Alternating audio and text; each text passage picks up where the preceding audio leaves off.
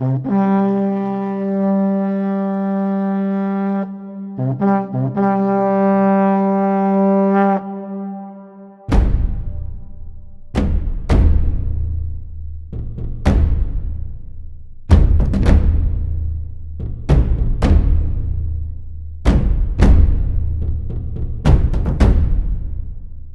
this is James. And this is Bronson. We are here with Mats. Mats runs the Faerun History page. Mats, would you like to introduce yourself with us? Hi, my name is Mats. I run the Faerun History channel along with Allison, Michael, CJ, and newly onboarded Ben. We try to explore Forgotten Realms and its history and the lore that isn't as up to date as it should be. Well, Matt, you are our first return guest. And as such, we're going to open a Patreon page just so that that situation doesn't have to happen again.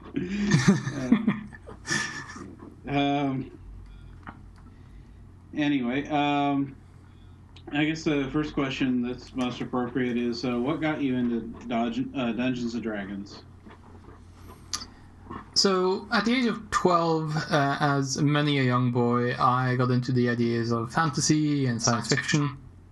Watched Princess Bride and Conan the Barbarian, the normal stuff that everyone does at that point. I decided, this fancy stuff, it's pretty interesting.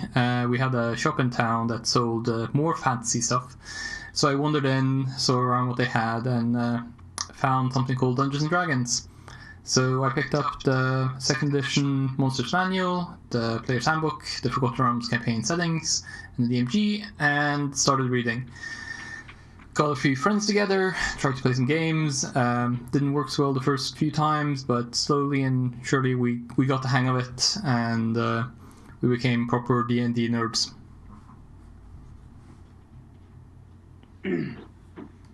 So, whenever you're going about with the game, are you usually seeing yourself as a player, or are you more of a dungeon master?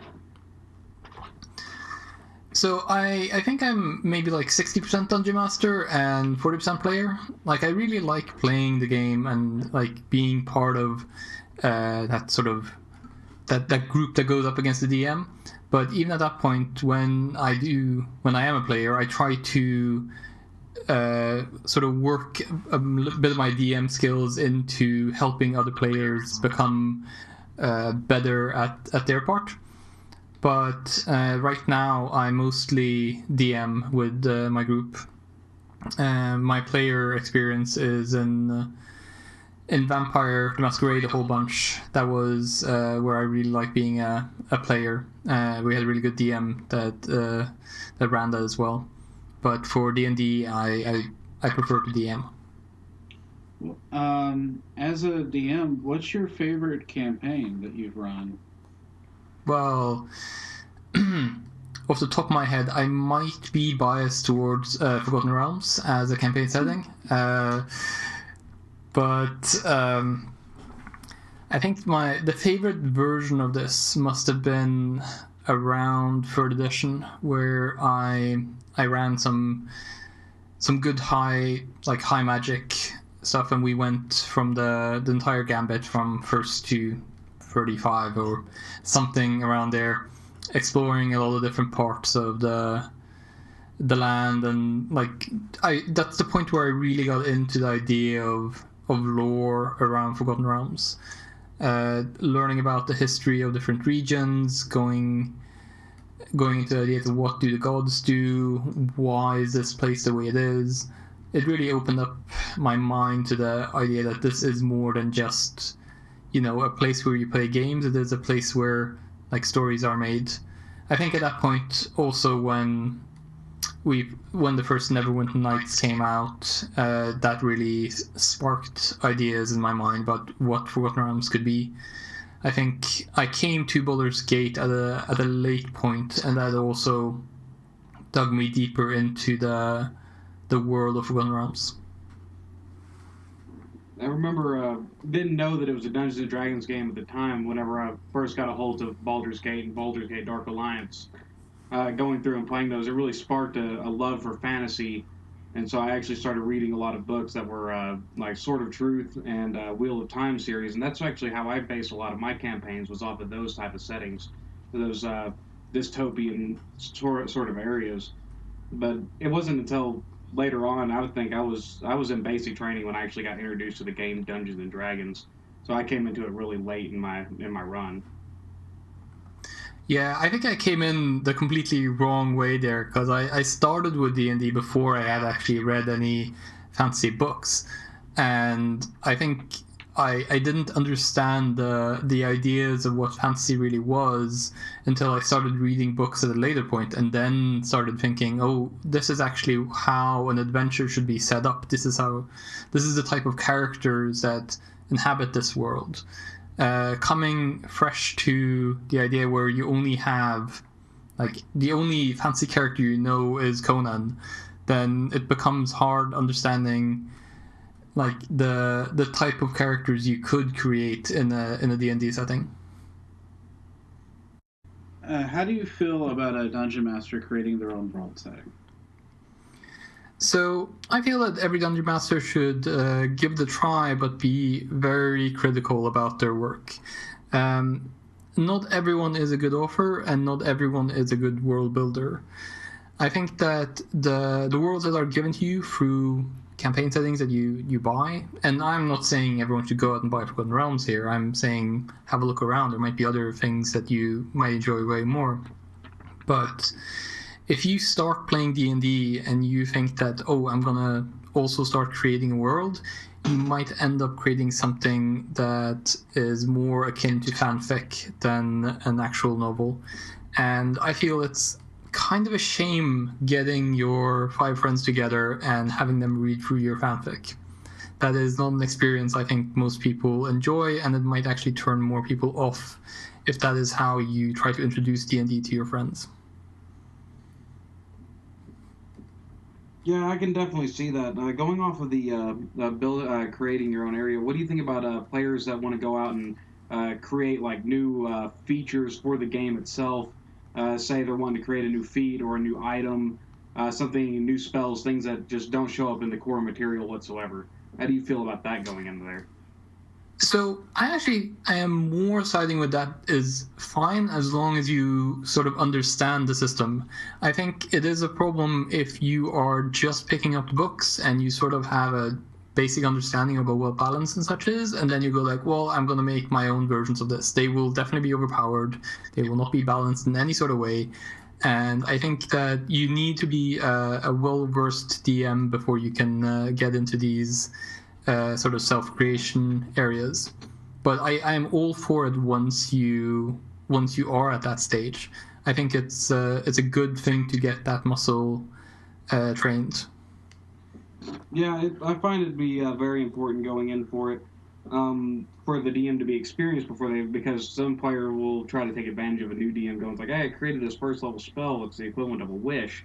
So you definitely have to be an experienced DM before you allow your players to start trying to create their own stuff and putting it into your games.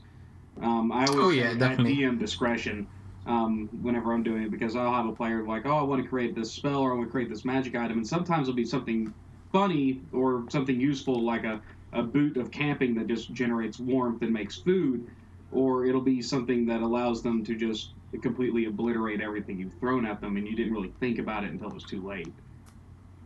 Yeah, having heard pitches about bags of holding that actually contain like a camp inside, so you get the ability to camp wherever you want without any problems. I'm like, yeah, that might be a bit overpowered. I think that any sort of spell or item creation should really be done by the DM more than it should be done by the player. Like, the player has an idea about what they should do, and then it's really more up to the DM to create that item that is balanced for their world. Yeah, I completely agree with that. Now, the bag of holding with the camp inside of it would be a pretty good way for the party to be kidnapped. Yep. I have the strict rule of bags of holding have about 10 minutes of air no matter where, and you can't open them from the inside. So yeah, it's usually a rule that we all go off of at our table as well. Yeah. How do you feel about character death? Speaking of, I'm perfectly fine with it. Characters should be able to die, and it should always be a threat to them that they will end up dying. Unfortunately, the group I play with are seasoned adventurers, so killing them is quite the trial. I have tried many a time, but somehow they always pull out of it. But one day, I have a session tomorrow. I hope I can get one of them down. Whenever they get too powerful, it starts becoming the more of the challenge to take them out. From what I found out, looks like they're at the best time to really try to do a character death is like level 1 through 5. After that, in 5th edition especially, characters become a lot more powerful and their survivability skyrockets. Yeah, no, I completely agree, and I try to play it as, like, of course, as a DM, I could drop whatever and just have it kill them, but I try to be as fair and objective as possible when I play an adventure, and I'm like, okay, I will throw you something that scales towards what you should be able to do, and then try to have that be sort of as trickery as possible, like abuse the monster in as many ways I can, but it should never be to a point where it just is immune to all their spells and you can't hit it because it has super damage reduction. That sort of, I don't want to be cheap in any way. It should always feel like they deserve to die when they die. Yeah, we've seen a DM that literally he put a class and resistance to everything on a monster and put us up against it. Of course, we were extremely overpowered, and I think the fight itself took 2 sessions. Yeah, that kind of brings up the other point about Munchkin campaigns. Like, do you think 5e really fits along with one of those types of campaigns? No, I don't think it. Munchkin in 5e it's really hard. Like, I think the attunement rule prevents a lot of Munchkinism to go around. I also think that the scaling of magical items is a big hindrance towards doing that. Like, there are things you could do to mix up and get it done, but if you want to play a Munchkin campaign, then 3rd edition is where you should go. That's a glorious system that really supports both being a Munchkin and a DM to go up against Munchkins. Yeah, the depth of 3rd edition was incredible. It was one that, as a DM personally, I honestly got lost trying to attempt to go into 3rd edition. I went from 2nd to 3rd, and then went back to 2nd, cowering. Yeah, no, I wholly embraced 3rd edition, and the amount of tweaking you could do to your characters to min-max them and how you could tweak your monsters to combat these types of things was amazing. It was super versatile, but at some point it becomes like I would hate trying to introduce a new player to 3rd edition, let's say mid-run or something, and then explaining how, well, there's like 87 races and 72 classes, and there's like versions of this class you could do, and oh yeah, there's 110 different like settings you can put this on. It's definitely for the player who already is way into number crunching and wants to be a Munchkin. Also, going into the character creation itself in 3rd edition, like, oh, you want to play a ranger? All right, you're going to need three extra books on top of it, so you know everything there is to know about that class. Yep, and there's a million feats, and they are all very balanced on this one thing. And if you pick the right tree, you become immortal. But if you pick the wrong one, then you're screwed. Yeah. It was really good for the min-maxers.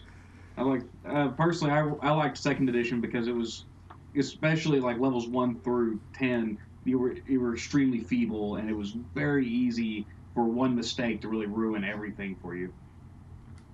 So speaking of mechanics versus storyline, how important do you feel that a character's background, personality, and alignment are? And how do you feel about non-clerics or non-warlocks or paladins even having deities, and how important do you think that is or isn't? So in my world, I don't think I make a lot of fuss about their their deities and other worldly associations. It's something they should think about, and something I might pull in certain sessions and like use it as a plot hook for something. But I don't think it is something that I require from anyone. I think a lot of players would have a lot of fun with it, and they would read up on their deities, and they would read up on their warlock patron, and like build characters around it. But I don't feel it is. It's a tool. It's not a chain. Yeah. How do you feel about atheists? Like a player that wants to have a character that's an atheist, and especially Forgotten Realms campaign. Well, I view atheists in Forgotten Realms sort of like how I view flat earthers. You have to be really stupid to be one. The only type of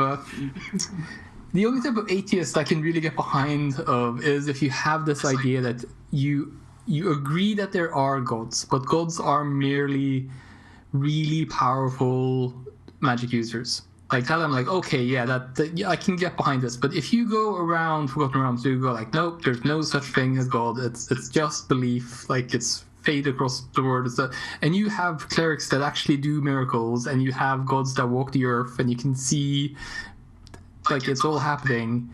And you're going, no, it's random acts of nature. There's definitely no gods around here. I'm like, no. That you have to be willfully ignorant to be an atheist. Yeah, it's like the character that says, "Oh, I don't believe in any gods," and then the cleric comes up and goes, "You're healed." He goes, "I don't believe in your DA." Yeah. You know, and the cleric's just like, "Here, you take your DA. That's what you get. You take your health." Believe it or not, it's right here. And it works nonetheless. Do you think players that are charisma based, like say bards, do you think that their characters should roleplay their stat, or should they just roll for it? That really depends on the player. I feel that if you aren't necessarily super charismatic, but you still want to play a bard or some sort of charismatic leader, I don't want to force anyone to be like, oh, well, read up on how to be charismatic and like force that stuff out of you. I have played with players who are really good at doing that, and they bring their ukulele, they spring a few strings when they get that healing song going, and that is the best type of bard you can have in your party. But I am not gonna like dissuade the shy guy to go like, oh, I kind of want to play a bard and I don't really know how, and I'm like, well, you have to roleplay and definitely sing a song every time you do this. So it comes down like I'll allow people to play it, but I kind of want to hear more. Like if people go like, oh no, I persuade them to stop fighting, and I'm like, okay, you do. Tell me what you're trying to do as the persuasion thing. You don't have to play it out for me and be charismatic about it, but tell me like your excuse for why this rioting mob really doesn't need to go kill the count. Right. Like what is the lie? And that's what you roll on rather than anything else. It's kind of a balance. You're not just like, well, you're playing a bard, here's the ukulele, learn in a couple of days. Yeah. Which, yeah, at any rate, that would be kind of ridiculous. And nobody's a master politician. That's kind of why it's a fantasy game. Yeah, but definitely the guy who brought the ukulele, he got bonuses on his die. Like that is the good stuff. Or at least inspiration. Mm-hmm. Whenever I have bards or any charisma-based characters, warlocks, sorcerers, and they start to do something, I'll ask them like, what do you say? And they'll be like, well, I really don't know what I'm going to say. Then I'm just like, all right, we're going to roll for it. But if they're like, well, I'm going to say it like this, I'm going to take their entire argument. And if they're as a person, they're good enough, I might just forego the roll altogether. Say, yeah, that was good. Yeah, no, I agree. Like if they're really into it and they have really good like ways of doing it, I'm good. But if they want to have an action, I want to know what that action is. Like tell me a lie that we can roll for, And if that lie is really good, then you get bonuses. If that lie is, then you get a straight roll. Yeah. Typically, I try to stay away from rolling the charisma, persuasion, or intimidation, and really kind of rely on the characters to kind of act it out. Like, not like, they're in theater or something like that, but how they would naturally do it. Yeah, no, I think that is the best way of going about it. Like, you have to... It encourages the role play, which is always important. Yeah, that's really what it's all about, is the role playing, having fun. If I can look at my players and say, "Are you having a good time?" and they go, "Yes, we are having a good time," they're like, "Well, obviously, I'm doing something right." Yeah. That's, for me, that's always the big thing, is making sure that I'm providing a good media for my audience to be able to entertain themselves with. And that's how I get my fun as a dungeon master, is like, "Are you guys having a good time?" Because I am. Yeah, no, I think the fun of being a DM is creating fun for others. And we've got a player that he'll get into character. He'll if I swear, if we allowed him to show up in cosplay, he would. He does the voices. He does everything. He stands up. He's acting out his actions, and he's just a huge entertainment for all of us. He's our party thespian, pretty much. And then we'll have another guy. He's really shy. He doesn't want to do anything. Or standing up, acting up, or anything like that. But he'll want to be part of the dialogue, and he's really clean with his dialogue, and he's very fast of wit whenever it comes to that. But he's not going to jump around the room and act out his character. He's not going to do any kind of fun voices or anything like that. Yeah, no, I have a few of those as well, so I can definitely see that there needs to be a good dynamic, have a person who sort of leads the way and is that thespian. Like, it isn't just the DM's responsibility to get that going. Well, and the other thing kind of goes into it, role-playing stats. Maybe you're not the dumb barbarian, but you're the geeky barbarian. And so your strength is really not as high as it should be, but your intelligence is above average for a barbarian. You're the barbarian that spent time studying with the druids and stuff like that, I guess. It's kind of a different option for some players, is kind of changing up the norm, the typical archetype, like the bard that's just silent. I think the big problem you have there is if you have someone wanting to play an unoptimized character, that they can often feel themselves being less used in combat. And I hear, especially for people who aren't that familiar with D&D, like if it sort of isn't their main jam, getting sidelined in something that I would say is a large part of D&D, which is the combat, they should feel like they are an active player in that as well. If you are great at, if you want to play a character that is a certain way, then I also try to encourage them to be good at the other stuff, because that will take up a large part of their time, and I don't want to make them feel less useful. Say it like that. Going back to pick on our intelligent barbarian, one of the things I look at, if someone wants to play like the barbarian that's really smart and he's not as strong as the rest of them, maybe he only got like a 13, 14 in strength, but he's got another 13, 14 in intelligence, I look at it and go, well, how do you want to move this boulder? And they go, well, with a lever and a fulcrum, I can move the world. And so, they use their intelligence to bolster the strength that they're lacking in. Yeah, no, that's definitely a good way of doing it. But I think it does require someone who is well familiar with the game and knows how to sort of play into that character more than anything else. Yeah, I look at it as, if you're going to try to run an off-the-wall character, you really need to know what you're about to get yourself into. Well, and there's also the situation of you're kind of forced to. Let's say, your DM's like, well, roll 3d6 for all your stats. And you have to stick with it, old school method. As the dice. Oh, yeah. Well, okay, sure, you could do that, but I prefer stat buying, or actually like 46 drop lowest and arrange as you feel fit. Like I feel that people should play heroes, not necessarily janitors.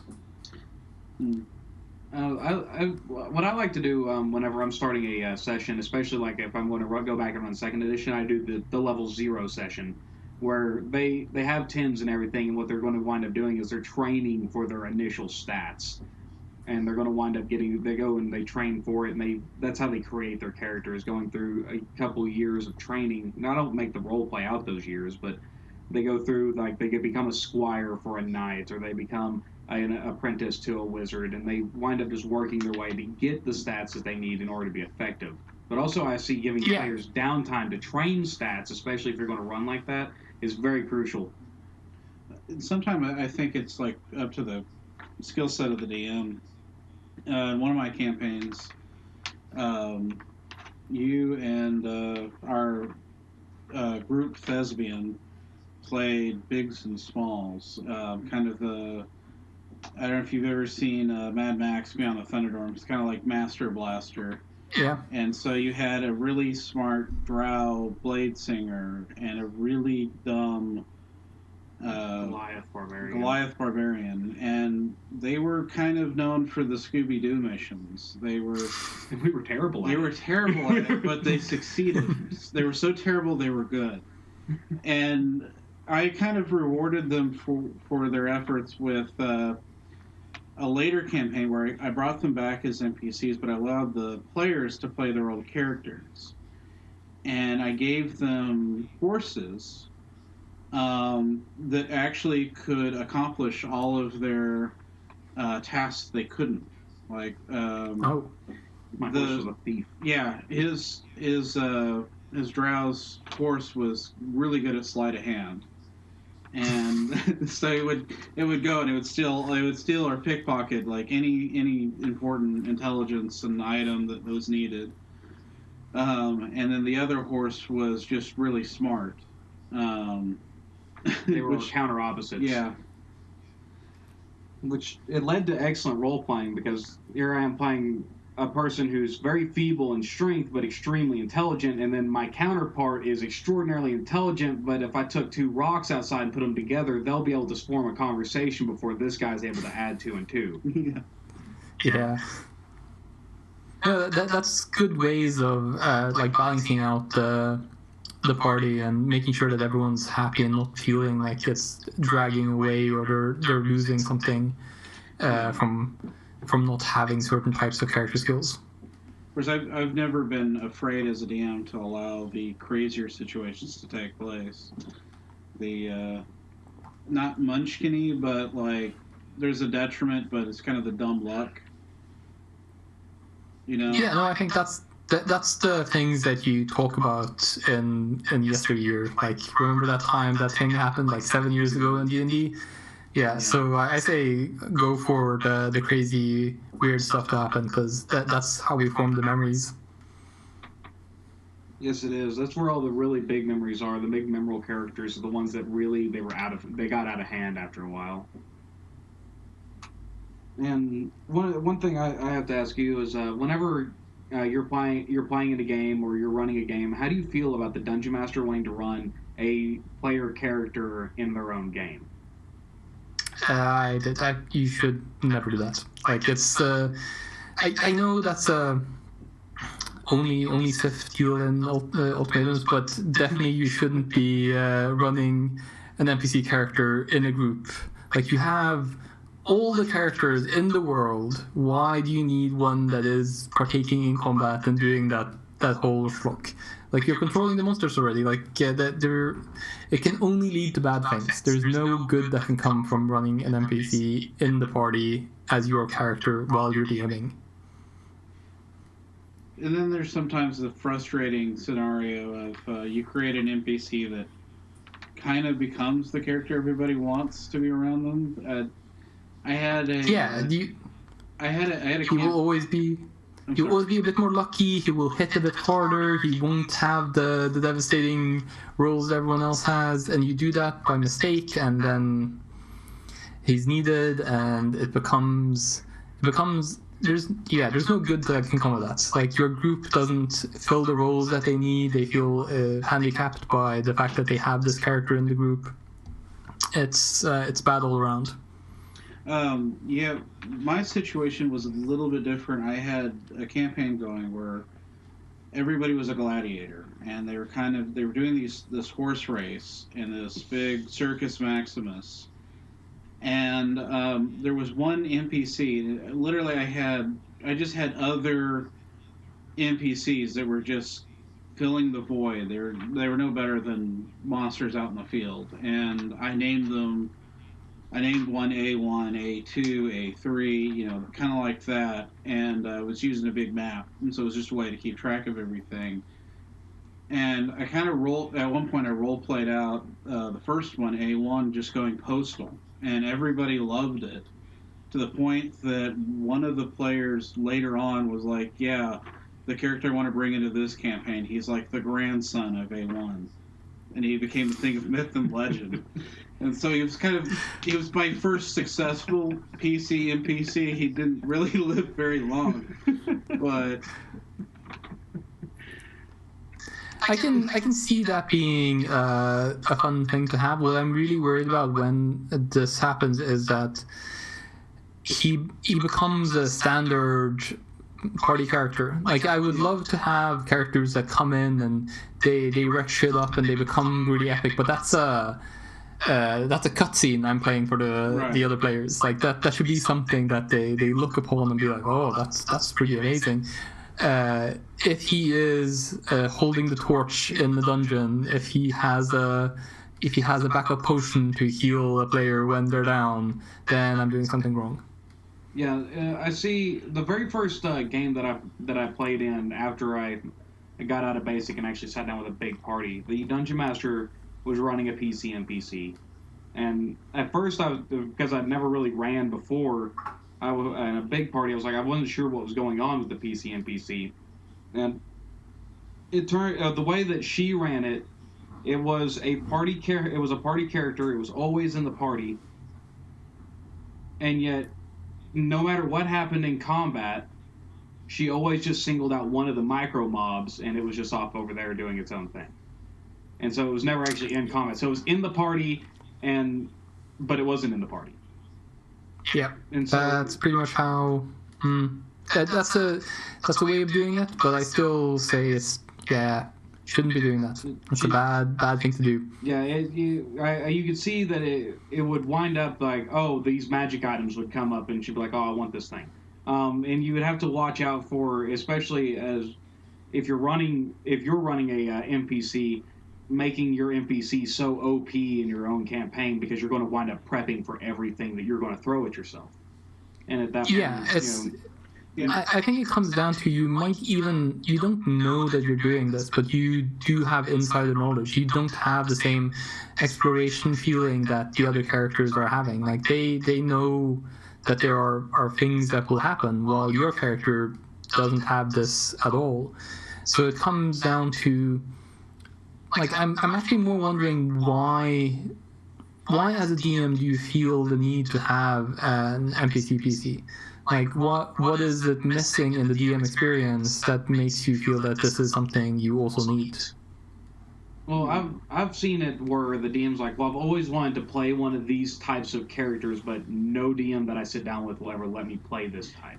Yeah, but you're the DM. Like, have that be an NPC. Like, they show up all over the place. Like, have all your monsters be that type of character. Have a reoccurring villain that is like that. Like, there are so many ways to do this that doesn't introduce the problems of having an NPC PC in the party. And I've had another one of those unintentional moments where I had a group of players, and they were going through a world setting where it was Forgotten Realms / Cthulhu, and they had to try to fight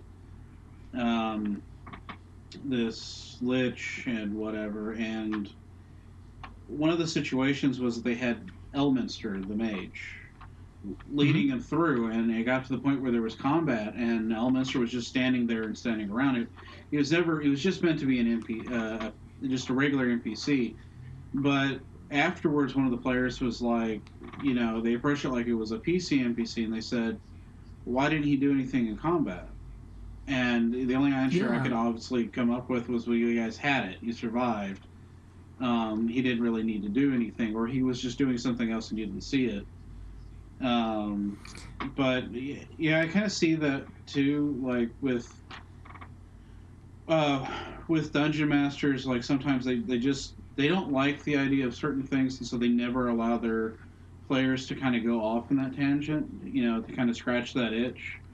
One of my favorite characters was playing a flump, and it's a monster class, and so there's a lot of DMs that are just like, no, you can't play a monster class. It's just too cheesy, and it's just not going to work with the party. And I finally got to do it, and I think it was like one of the best experiences I've ever had. A lot of people loved the flump. It was like a love-hate relationship because if you're truly role-playing the monster class, you find yourself having to, especially that one, having to be everybody's like best friend, like the best friend that you could ever have, which quite frankly annoys people. Yeah, like I think that's here we can dig into the problem here, because I think that if you really want to play something really weird and specific, then as a DM you should always be like, okay, I'm down with this. I can hear this, like make up the good excuse to why you're in there. Like having, like in my group now, I do have the Yuan-Ti True Bloods, and I was like, if you want to play a proper Yuan-Ti, like with snake legs and or snake body and everything, I'm down with this. But be aware that you have to play like a Yuan-Ti. It isn't just a normal character that by happenstance looks like a Yuan-Ti. Like you have to dig into this if you want to play a monster class. It kind of goes back to the Munchkinism. It's like, are you doing it for the mechanics, or are you doing it for the role-playing scenario? I mean, sometimes like understanding the mechanics gives rise to a scenario that you end up playing this thing and you're like, I never would have realized how cool it was, and really what was involved with it. Which a bit of that had to do with the flump, and I took the time to kind of research the background and what they're really like, and really delve deep into it. And I think it's an area, I personally think it's an area that a lot of D&D players like don't realize, especially if like they're like one of the few, if not the only creature in the Underdark that's good. And like generally good, not like neutral good. I think that's kind of the thing. I've had the players that want to play the Yuan-Ti, or they want to play the Lizard Folk, and I don't know if they want to do it. At least at the time, I didn't know if they wanted to do it for the role playing aspect or just kind of the mechanics. Well, I've got a +2 to strength where I would not usually have that, and so I make a better fighter. That kind of thing. Yeah, but they can cheese their way to a +2 strength by being like an orc or something more generic, and that's fine. Like I want to more. When players come to me and ask, hey, I want to play this type of weird race, I'm like, okay, cool. Tell me how you're going to play it. Like, what is the reason you're picking this, and give me some backstory. Like, what is the reason he or she would be in this party? Right. What's the reason they're an adventurer at all? And at that point, you can see sort of where they're coming from, because if they are super munchkin, they won't have the answers to any of those questions. They'll be like, yeah, I really want to play a strong fighter, and I'm like, well, then we can get you a standard orc character that is a strong fighter. I don't see why Lizardman is necessarily the way to go. But he was like, well, I want to play like a super logical class that understands, doesn't have emotions, but sort of plays on trying to understand what humans are. I was cast out from my clan because I was asking, like, I was like a human fanboy, and I really liked the fanboy. Like, I really dug into it, and my clan just didn't like the fact that I was interested in humans. I'm like, that's fantastic, go for it. I love this idea. Yeah. So yeah, it really comes to like talk to players. Like DMs should talk to players more. I think that's a lot of questions I see posted on Reddit or anywhere else we talk about D&D, and people come in like, oh, my player wants to do X, or oh, my DM doesn't want to do Y. I'm like, well, talk to them. Like, understand why this is. It's like almost the universal answer for everything. So, a lot of times it comes down to the dungeon master goes, well, I have this world that I've built, and this is the setting that we're in, and I can't let you play let's say the flump because I'm shocked. It just doesn't exist in my world, or it doesn't fit. Yeah, but you built that world. Like, modify it. Like, get with the program here. Like, this is your world completely. Like, carve out a tiny area and build up the story there. Like, this is prime material for world building. Even if your players come in and have this idea about like, oh, I wish I could be like this type of character, this, and I'm like, oh, maybe there's a region in this hill area I haven't like dug into, and oh yeah, your plan came from there, and this is how in long olden times you were actually part of an experiment from a wizard, and like there's so many things that you can make up, and it enhances your campaign so much when players want to put into it. Right. Well, and we should embrace it. You kind of did that with your current campaign. I'm playing I wanted to play a goblin, and it mainly revolved around I like playing monster classes, and it's like I've never played one of these. You always see the mascot for Pathfinder, and it's a goblin, or you watch Harmon's Quest, and you've got the one guy that's a goblin. I was like, I want to try this. And so he came up with what was it? The Elblin. Mm-hmm. It was an elf that he got hit with. He was cursed to look like a goblin for a time, and he had elven features, but he was goblin that just had like elven ears and had his skin was fairer, and he had some of the elven benefits on top of his goblin benefits, like the resistance to charm and the immunity to sleep magic. And that's what I went with for him. I wanted to be able to build. I was like, well, I want this thing, but he's like, I want this thing. And I went, well, in the world that I'm building, you're not going to find you're just going to get hunted to extinction is literally what's happening right now. And I didn't want that to be every time he walked into a town, the town guard just put his head on a pike and walked him around. And so I wanted to be able to build something that allowed him to play what he wanted while still allowing me to keep the integrity of what I had designed. Yeah, no, I think that's that like having the thing that if you want to play this, then you will be hunted and there will be things. So make sure to add those extra points into disguise. Like that is a challenge I can put up to my players, saying, look, it's going to be hard to play this class. Like there's going to be a lot of problems with the locals. But if they're like, yeah, I'm down with this, I'm up to the challenge of trying to hide my face at all times. Like that's an interesting feature for them as well. Yeah. And more so, I also like the idea that players want to look like for me it's all about like how did you end up being an adventurer if you are a goblin? What was the reason behind this? Surely there must be a reason why you're not living in a hole with the rest of your family and hunting rats like you should be doing. There must be, like, were you shown? Did orcs burn down your cave? Did you escape enslavement? Did you work for a wizard? There are so many great character stories around this. Yeah. There's a lot of ideas that can come out of that. It kind of brings me to the next question, or at least the whole topic does. Because we've encountered this. We've encountered DMs that do this, where they take a little too much control over the player characters and their creation. At least it kind of seems that way sometimes.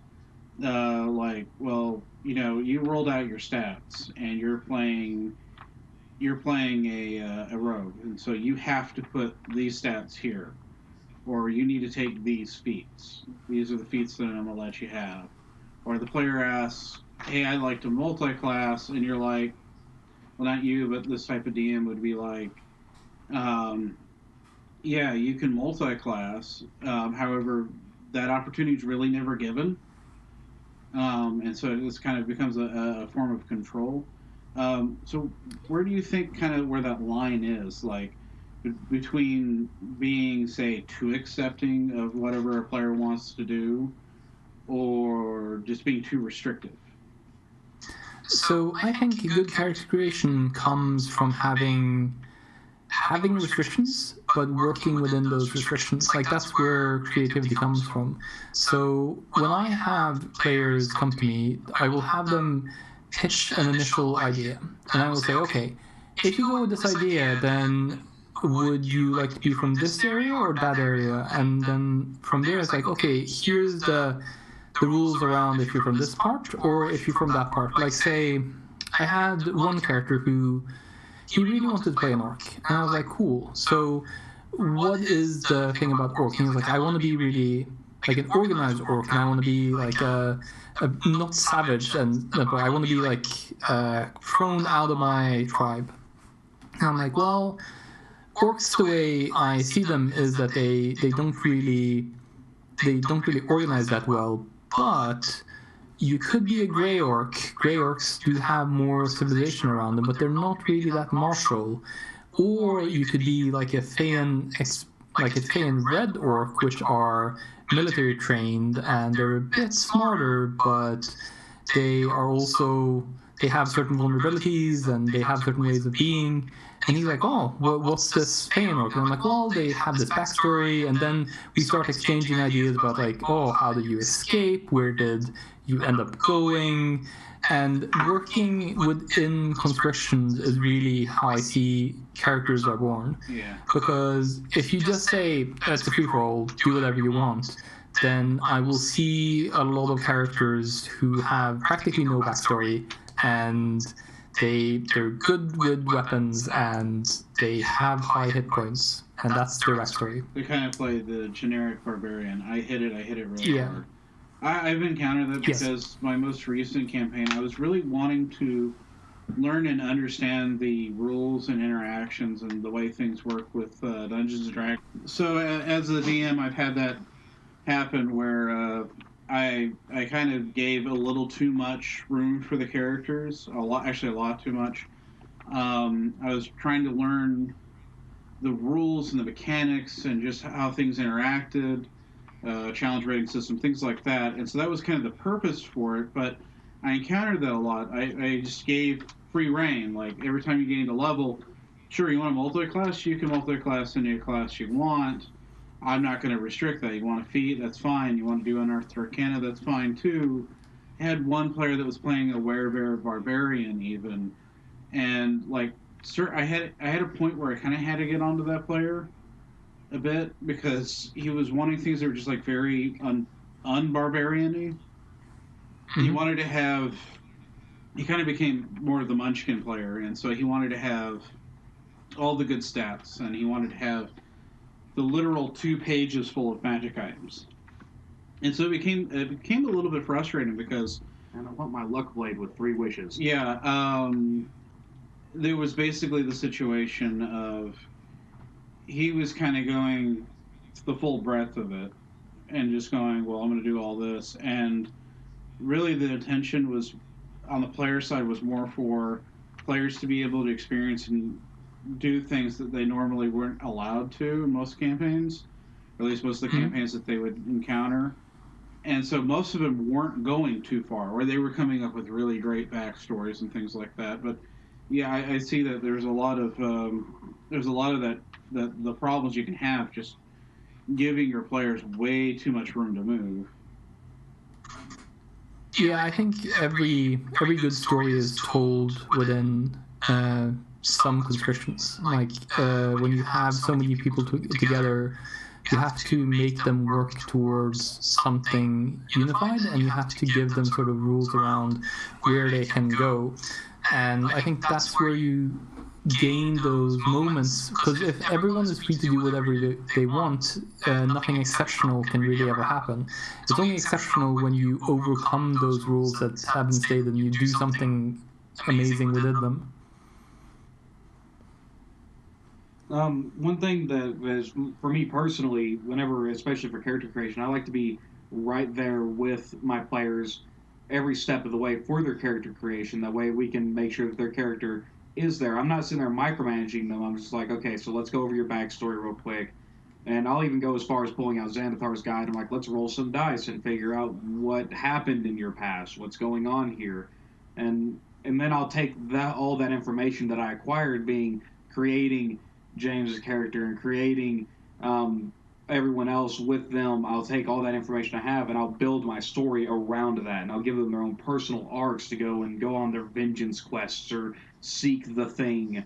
And I'll even take bits of their, if they had a mentor, I'll bring their mentor in for a little bit and then have them give them something or give them advice, and something happens to the mentor and use it to go push them forward, to just make sure that everything is good and make sure that the players all feel like they're involved and that everyone gets their own bit of limelight, because I feel everyone needs to have their own limelight at the table, not just focusing on that character and this entire plot is centered around you. I think that is super important, and I think that more DMs should be at the table when the characters are created, and making sure that there is a reason why we're all here together, and you have something unified in your backstory that sort of makes you want to play this character. And I now, of late, I do have players who I've played with for a long time, and I let them make their characters on their very own because they're so familiar. But always when it comes to new players, I try to be there when they're making it, and like have that type of follow up whenever they make choices, and try to make them feel as much alive as possible. No, we had a player one day. He decided, he came up and he created his character off the off table, and then he brought his character sheet, and it was for your game, and you were you looked at his character sheet and went, well, that health is maximum. Yeah. And like, you're telling me you rolled 14 die 10s, they all landed on 10. Yeah. Like, obviously the first one was for free, but the rest of them are an issue. It's like, I do not believe you. And then he told me the method that he rolled them out, and I was like, well, that makes your odds worse. Probability statistics say that this is even less likely, because he's like, well, I rolled 3 die 10 at a time, and I'm like, no, you did not. There's no way. Yeah, that was a very humorous moment. But as a dungeon master, it was kind of at that point where I kind of gave it to the player. I was like, okay, well, I'll challenge myself as a DM. He said that this was the case. I didn't see it. And he had someone there backing him up on it, so yeah, it was kind of hard to argue with him. He was like, I was there. I just went with the honor system. I was like, it's better to trust than to go and create a bunch of drama. And I wasn't willing to do that at that moment. So the last time we interviewed you, which unfortunately didn't get properly recorded, so it was all lost to time, you introduced us to, or enlightened us to, the fact that they're recording a Dungeons and Dragons movie. What are your thoughts on this? I am interested.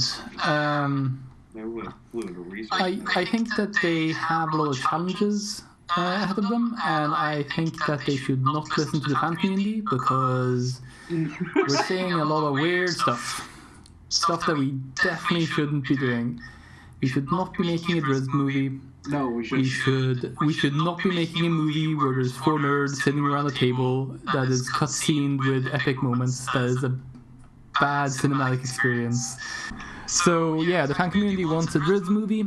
They want a movie based on the Dungeons and Dragons 80s comics, like the cartoon. I mean, they want a version where you see a bunch of people like LARPing, and that turns into a movie.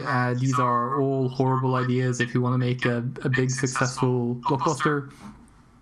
Another ideas I've heard is, if they just made a World of Warcraft movie in Forgotten Realms, that would be great. I'm like, that would be a horrible movie. That is something we don't want to see. There was the Orkgate Wars, which is kind of a loose comparison. Yep. But... And you shouldn't put that in movie form. That's a bad thing. Having a bunch of dark-skinned orcs coming out and being defeated by white-skinned elves is a bad thing to have as your main thing. You shouldn't have Drizzt, because you don't want a bunch of people learning that in D&D, if you have dark skin, then you're bad, and if you have light skin, then you're good. That's a that's a Especially- thing we probably should work on. Especially not exploring like the reasons why that mythos came about. Like, I think if you're able to sit down and explain it, but I think in our current culture, nobody's really quick to listen. That would They're- fly by Oh, yeah. us to turn with wings. Yeah, they're quick to talk, not quick to listen, and so that becomes a big problem. I agree. One of the other ideas I heard, because I started looking it up, and was that people were thinking about, Dragonlance. well, they were thinking about the Temple of Elemental Evil as a campaign setting, as a possible one. And there's been a official screenplay for one of the Dragonlance books to be adapted to film form, and that might be this particular movie. So I'm sort of divided on Dragonlance because it hasn't really been a campaign setting for many a year, and if Wizards are going behind Forgotten Realms as the standard, you probably want to pitch the movie to line up with the books that you're selling and the cartoons that you're selling and the video games that you're selling and everything else. Like, you want that to sort of all tie in together and be this unified universe that everyone's trying to create. Like, if I had to pitch my idea of what would make a good D&D movie, it would be Guardians of the Galaxy, but in fantasy form. You should have 4 people who are just, they're all weird, but they work hard together and they go do some type of adventure, and you don't really explain the universe. It just is. Like, they're in the fantasy universe and there's a bunch of weird races and things like this, but it doesn't go into any detail about it. And I think It that's should the just be way a- to look at it. Especially Yeah, if it it's should- not small. Save the village. Yeah. Don't go save the world. You're not saving the galaxy yet. Just we're gonna hold off Yeah. on that. So It should be like 7 samurais. There's a village, there's a bunch of people coming together to try to save it, and those characters are fun to watch and you love them because they're well written and they have background stories that make you feel with them. That's the important part. Have good characters and have them do something small and interesting. And it's So, I guess one final question. Recently, we got to interview the other King of Lore, Lore Master on YouTube, Jordan. The PH is silent, and he said that his favorite setting was Nethril, and Yep. I believe you said that that was also one of your favorites. Yes, I think that if I could see any place that I wanted more lore about, it is Necro. And it is also the longest series of videos I ever made for Faerun History. Like, I have 3 videos about this history that lasts, half an hour. And then I have a video dedicated on Mytholers. I tie in a video about Halrua to be very Necro focused. I tie in how I have 2 videos on the Red Wizards, and both of those are half about Necro. So there's a lot of Necro in Faerun History. So, But I think the reason why I love it, why it's so great, is that it explores a world in fantasy where humans aren't necessarily the type of characters that they are in other fantasy parts. Like, they're not sure, they're versatile and doing all that thing, but you always have, like, the elves are wiser, stronger, something, and the dwarves are these other types of things. But in Necro, you have this sort of Roman Empire-esque situation where they are the masters of this world. They are the ones who set the rules, and the elves are really afraid of them. They run a guerrilla war against Nephril, and Nephril like smack them away. Like, they view all other things as being like beneath them, and they have the most interesting culture when it comes to like the high noble classes and the low peasants. And sure, they did a bunch of iffy stuff, but they essentially invented modern day magic, which is when you play in normal Forgotten Realms, it is this dream of like, wow, what were these people actually doing? Like, this is crazy. Why did I find an entire city and it's all filled with like weird magical creatures that shouldn't be there at all? Like, there is a story here, and that story is some crazy wizard in Neferil that had a reason to do that. Like, that place is just filled with so many interesting plot lines and stories and characters that it's a world that never runs dry. So, I guess the real question here is, what are the odds of maybe you and Jordan getting together and either running or participating in a campaign centered around the Nethril? So, if there are some people on various Forgotten Realms websites that are as deeply into Neferil as I am, and if these people came together and said, I'm going to host a Neferil campaign setting, I would be totally down to join. That would be amazing for me to join. But, and here's a big but, Neferil is super unbalanced. I do not think I am up for the role of DMing through that thing, because it's balanced on the knife edge on how you would even have wizards. They would just be so much more powerful than anything else. I also think that every other character gets just overloaded with magical items and has the ability to do things that normal PCs wouldn't want. So it would be a super challenge for a DM to play in this world. Sounds like a But if I could, but if I could join, I'd be way down for it. Well, I'd like to thank you for giving us this chance again. My pleasure. It was a lot of fun interviewing you. And a lot of fun being here. This has been James and Bronson, and please, reviewers, like, share, and subscribe, and most importantly, check out Forgotten Realms, Faerun History, the channel, and thank you. Yeah, thank you.